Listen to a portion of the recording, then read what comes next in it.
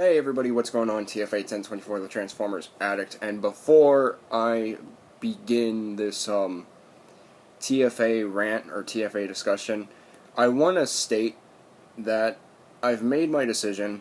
I'm staying on YouTube. Cue fanfare.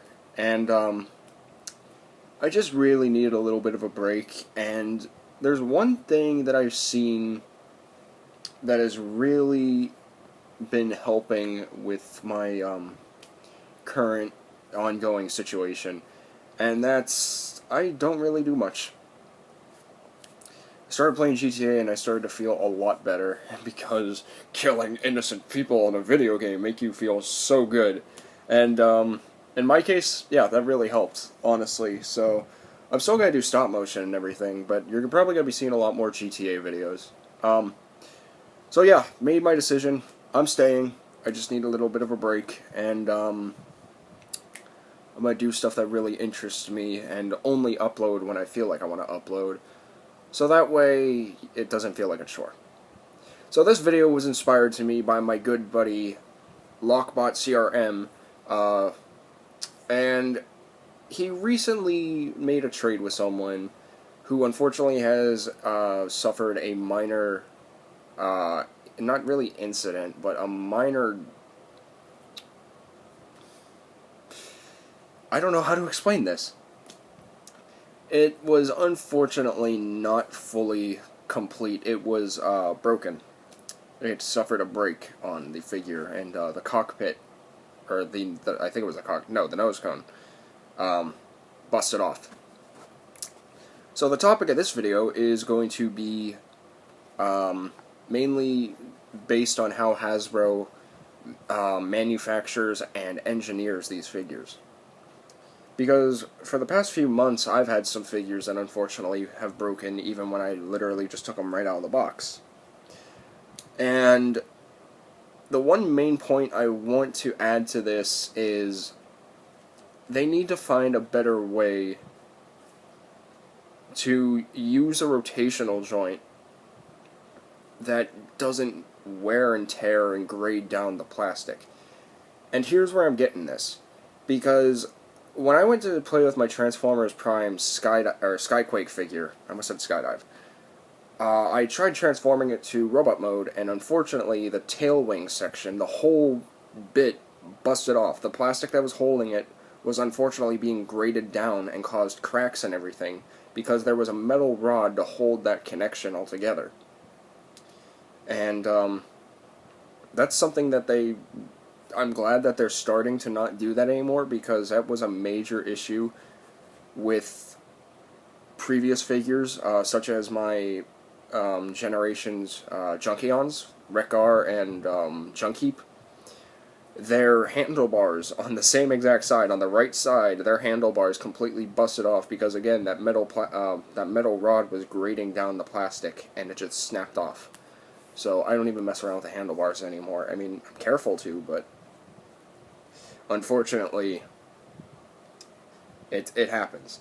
So that's one thing that Hasbro should really try to avoid, is using those metal rods, because over time, they will start grading down the plastic and they will start developing cracks, not the rods, but the actual plastic supporting the piece to hold a certain figure together. And another thing is that also, it's not really a wise decision to add metal with plastic. It is if it's like die-cast, but if it's a form of rotation, a metal rod is not the best way to go. Pins are okay, because, you push them out, there you go, there's that. But metal rods against plastic with a rotation is not the best way to go. Same with ratchet joints. Unfortunately, those wear down over time, which means you have to replace those if you really want to. And, everybody likes a good ratchet joint. I mean, they can be loud and annoying to the parents, but, we kids and collectors, we like the clickety-clacking sound of the ratchet joint because it's something new. And despite that being a good incorporation to a figure, those do wear down over time, and I should know because my Transformers Prime Beast Hunter Shockwave, unfortunately, his ratchet was pushed out of place, and now he has a floppy leg syndrome. And that's another thing with ratchet joints, that they really shouldn't like be sectioned, and if they should be like minimal sections, not like these giant gaps, like the Combiner Wars Motormaster mold or Optimus mold. That's something that they really kind of need to do, like limited spaces for a ratchet, because you can't really get them in decent poses. I mean, you can, but like if you want to go for like a wide angle spread, you can't really, and it makes him look awkward. Like he just like stands like this when you could have it like that. And they did upgrade that with the Battlecore Prime and the Motormaster. They didn't do it with Optimus, so I don't know why, but okay. So that's another thing that they should really try and really not avoid, but take into consideration for us collectors. Another thing, excuse me.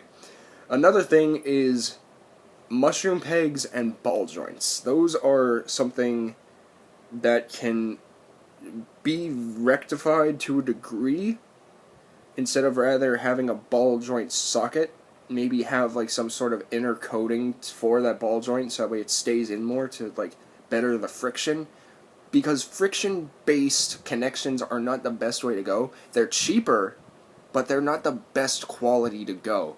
And this is where it ties in with, like I said, with a rotation for a metal rod or something. Those don't work, because over time the connection is it's based on friction, so if you move it so much it starts kind of grading down a little bit and it starts becoming super loose. As for the metal rod, you have the risk of breaking that off. And for the joint, for the ball joint itself, those can really break off if they're too tight, and if they're too loose, the figure just won't, that certain part will not stay on unless you add like some floor polish or something to it. This is a different video, I will admit, but this is something that really inspired me, because I've wanted to do something like this for a TFTC, and maybe I will. Maybe I will. But for right now, I honestly feel like I just want to make this a single video on its own. But, you know, another thing also is spring gimmicks. They're fun, they're cool, but those springs can also really kind of lead to problems as well. Exhibit A was my Transformers Robots in Disguise one-step underbite. Unfortunately, the spring-loaded gimmick I got in my first copy did not work, and he could not transform into his Chumpazoid robot mode. He could not transform at all, and I pressed the back of the legs together as hard as I could, and he would not stay. The spring would not stay, the gears would not work, and, you know, it's unfortunate that these glorious figures have their issues like that, because not everything is perfect, but there should be an easier way to kind of avoid these type of things, so that way we can get the best quality from our Transformers figures. And, you know, my dad has a saying, plastic is made to sell, not to buy, and though he's right, and even though he said that, and my figures ended up breaking after he said that, it's true. I mean, it's our plastic crack. That's why we're addicts. So, there was another thing I wanted to say about this. Oh, clearance on figures. Some figures out there are really scary to transform, and those have major risks of breaking. And it can even be on basic figures too, and they can still have some sort of issue with clearance. Same with clips and like peg to port connections. All of that stuff can break. So, I mean,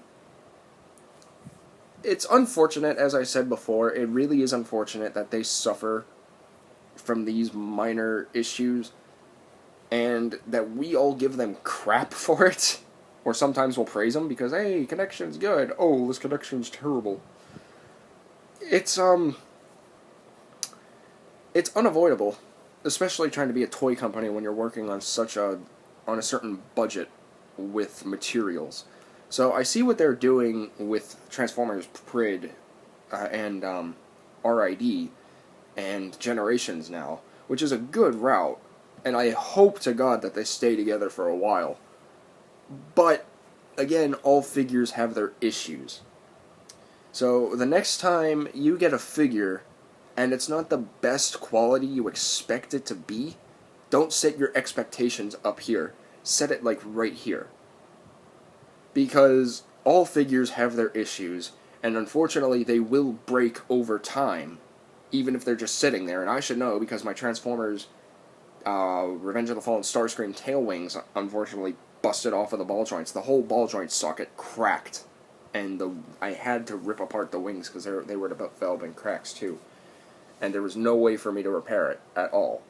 So again, don't keep your expectations up here. Keep them like down here. Unless you're a really big Transformers enthusiast, like me, then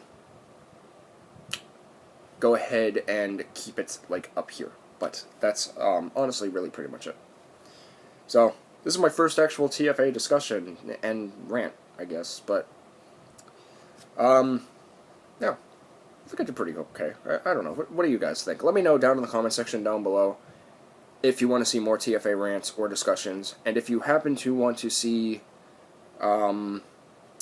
this for TFTC, and you happen to like this video, please be sure to let me know down in the comment section down below, and be sure to hit that thumbs up button, because that feedback will help me tremendously, and it'll make me know that you guys would like to see more videos like this. And maybe we will, maybe we won't. To be honest, this was going to be a video for Civil War's second trailer. I wanted to do one so bad, but I'm not going to risk a copyright. So, there's that. Anyway, guys, another thing I want to address real quick is that I'm going to try and keep personal stuff off my YouTube channel. But if you guys want to keep in the loop of everything that's been going on with that goes on, such as situations and stuff that causes me to not be motivated and everything, you can always go ahead and follow me on the Facebook page, Transformers Addict 1024 on Facebook. And I'll be uploading exclusive videos there to spare the drama on on YouTube. And I will also be uploading exclusive videos on Instagram as well as the Facebook page. So that way you guys can get more TFA 1024. So there's that. Anyway, guys, I'm happy to be back. I mean, it's only been like about a week and a half, and I'm full of motivation. I was talking to some good buddies yesterday. I'm doing well in school and everything. So, and playing GTA really did help. So, TFA plays live tomorrow or Saturday at noon. Or no, not tomorrow. Tomorrow at 6 p.m. Central Standard Time or Eastern Standard Time, whatever freaking time zone I'm in. Or Saturday at noon, there will be a TFA plays live coming up. So, be sure to stay tuned for that. And Transformers Thought Corner will still be continuing, most likely on either BC's channel or Larry Arts Productions channel, so please be sure to stay tuned for that as well. But anyway, guys, thank you all very much for the love and support that you provided in the videos, as well as the live stream update. I really, really do appreciate it. And thanks for almost 500 subscribers. I'm 1 subscriber away, so if you're new to this channel, feel free to subscribe, because I like making the videos for you guys. It's really fun, and this was an interesting thing to do. I never did anything like this before, so it was really cool. Yay!